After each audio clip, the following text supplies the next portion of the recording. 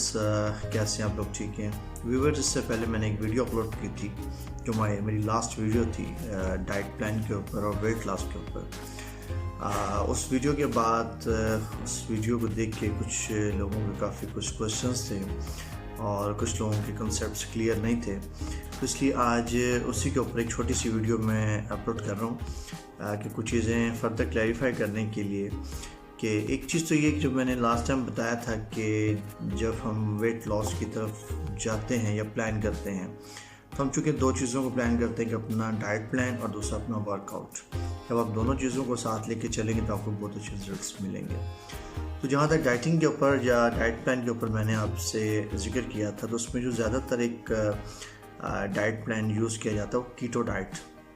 जिसके ऊपर मैंने बताया था कि कीटो डाइट चूँकि लो कार्ब्स डाइट होती है, जिसमें हम लोग अपनी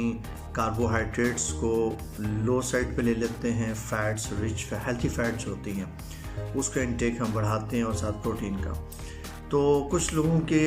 जहन में ये था जनाब कि अब चूँकि हम फूड के अंदर हमें जो मेजर न्यूट्रिएंट्स मिलते हैं कार्बोहाइड्रेट, फैट्स एंड प्रोटीन, तो अगर हम एक चीज़ को अगर लेस कर देते हैं, निकाल देते हैं अपनी डाइट में से या लो कर देते हैं, तो उससे एक आपका जो नेचुरल एक सिस्टम है मेटाबॉलिज्म का वो डिस्टर्ब हो जाएगा और उससे हमें वो डिज़ायर रिजल्ट्स नहीं मिलेंगे। जब कुदरत ने ये तीनों चीज़ें अगर हमें दी हैं तो हमें लेनी चाहिए। और बकौल उनके, और दूसरा मैंने ये भी कहा था कि अगर आप अपना प्रोटीन इंटेक बढ़ाते हैं तो उससे आपका जो है आपकी एपेटाइट जो है, जो आपका एपेटाइट हार्मोन्स हैं जो बढ़ा रहते हैं वो उसको कम करते हैं आपके एपेटाइट को, उससे भी आप चूँकि आपका इंटेक कम होता है तो अल्टीमेटली आप वेट लॉस की तरफ आते हैं। तो उसमें एक चीज़ बताता चलो, इस वक्त इंटरनेशनली भी मोर देन 50 स्टडीज़ अवेलेबल हैं इस वक्त, और जितने भी इस वक्त डॉक्टर्स हैं या न्यूट्रिशनिस्ट हैं वो इस वक्त कीटो डाइट को रिकमेंड कर रहे हैं। और कीटो डाइट ना सिर्फ आपके वेट लॉस के लिए इफ़ेक्टिव है बल्कि आपके जो इवन डायबिटिक पेशेंट हैं उनके लिए बड़ी इफ़ेक्टिव है, और आपके कार्डियो जो डिजीज़ के जो लोग हैं उनके लिए भी बड़ी हेल्पफुल है। तो थोड़ा सा मैं कंसेप्ट ये बता दूं, जो हम मेटाबॉलिज्म की बात करते हैं कि हम आप लोगों को सिर्फ मेटाबॉलिज्म को आपने लफ्ज़ तो सुना, लेकिन शायद कुछ लोगों को उसकी अंडरस्टैंडिंग नहीं है। तो समझते शायद हमने कार्बोहाइड्रेट्स को जब हम लो साइड पे ले लेते हैं तो हमारा मेटाबॉलिज्म जो है वो चूँकि डिस्टर्ब हो जाएगा तो उससे हमें वो डिज़ायर रिजल्ट्स नहीं मिलेंगे। बल्कि अगर हम इसको चीज़ों को तमाम विद कार्बोहाइड्रेट्स डाइट लें लेकिन कम डाइट लें और डिवाइड करके ले लें, तो उसमें एक चीज़ बताता चलूँ कि हम कार्बोहाइड्रेट्स को लोअर साइड पे क्यों लेके जा रहे हैं और रिच फैट्स को क्यों बढ़ा रहे हैं। तो उसमें देखें, आप सबसे पहले देख लें आपका वेट क्यों गेन हुआ। ठीक है, उसकी रीज़न ये है कि जो आपको रिक्वायर्ड कैलोरीज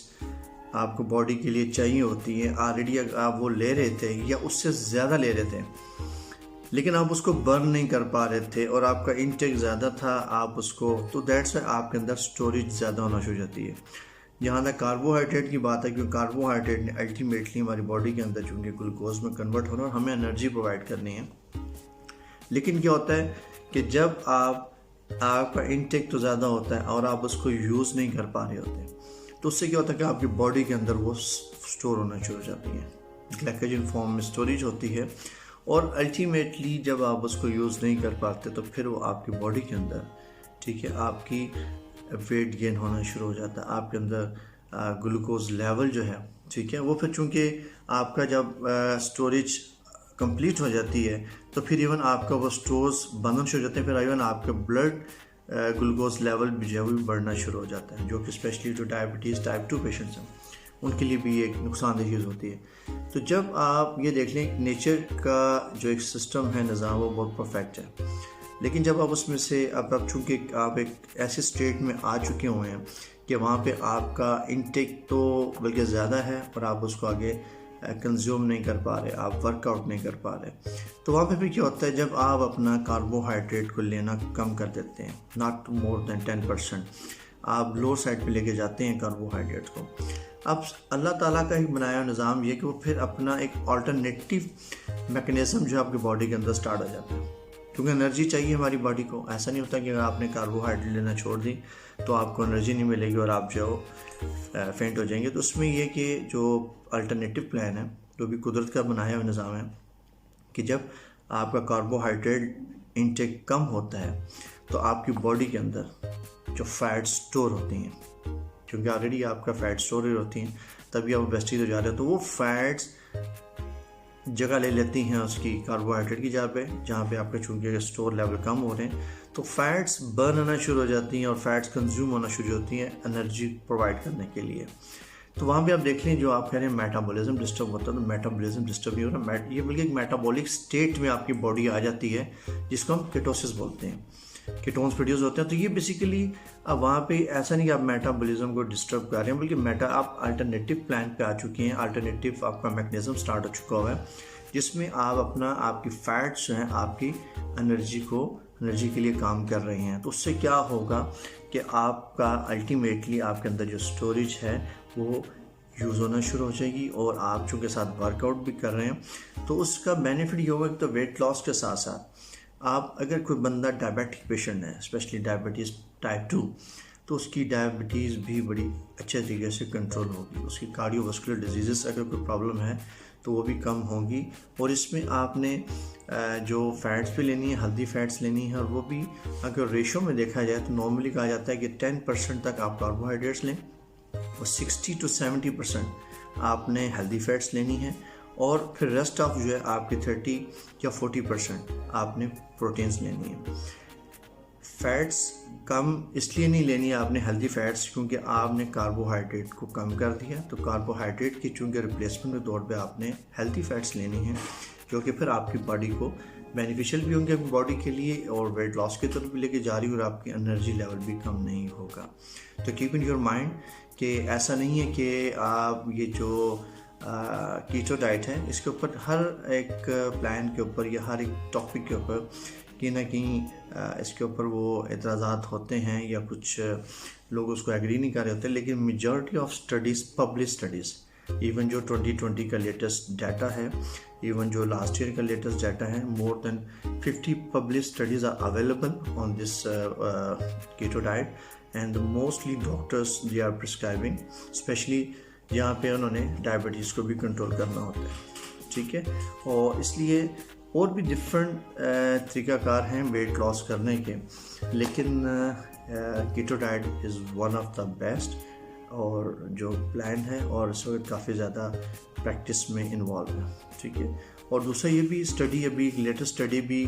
पब्लिश हुई 2020 की, जिसमें इन्होंने इवन माइस के ऊपर ये एक रिसर्च की, जिसमें उन्होंने अगर रिच प्रोटीन दी गई तो उससे अल्टीमेटली जो आपका ग्रोथ, आपका एपिटाइट आपका बढ़ाने वाले जो हार्मोन्स होते हैं वो आपके उसको कम करते हैं। उससे क्या होता है, फिर आपका एपिटाइट यानी कि आपकी भूख आपको कम लगती है, और जब भूख कम लगती है तो डेफिनेटली आप अपना इंटेक कम करते हैं।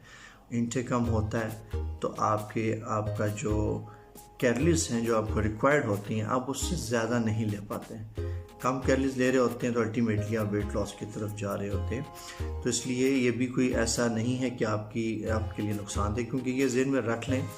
कि आप डाइट प्लान की तरफ तब भी आएंगे जब आप रूटीन से हट चुके हैं, जब आप वेट इंक्रीज़ आप अपना कर चुके हैं। आम ऐसे बंदे को जो कि जिसका वेल कंट्रोल वेट है और अगर उसकी लाइफ रूटीन बहुत अच्छी है तो फिर तो उसको ज़रूरत नहीं है। और दूसरा ये भी ज़हन में रख लें, ये जो आप कीटो डाइट के ऊपर आते हैं, प्लान्स के ऊपर आते हैं, कुछ सारी उम्र के लिए आपने पर्टिकुलर या ख़ास टाइम फेस के लिए आपने आना होता है। अपना वेट आप जब अपना कंट्रोल कर लेते हैं फिर आप अपनी एक रूटीन डाइट पे आ जाएं, और लेकिन कंट्रोल डाइट और विद वर्कआउट, ताकि आप फिर दोबारा ओबेसिटी की तरफ नहीं, क्योंकि बेसिकली आपने अपना लाइफस्टाइल चेंज करना है। अगर अपना लाइफस्टाइल चेंज कर देंगे, अपने खाने पीने की हैबिट को अच्छा रखेंगे, कैलकुलेटेड रखेंगे, तो आप सब कुछ खा सकते हैं, लेकिन एक कैलकुलेशन के साथ। और अपना जो कि अपनी हर वीडियो में मैं एक मैसेज ज़रूर देता हूँ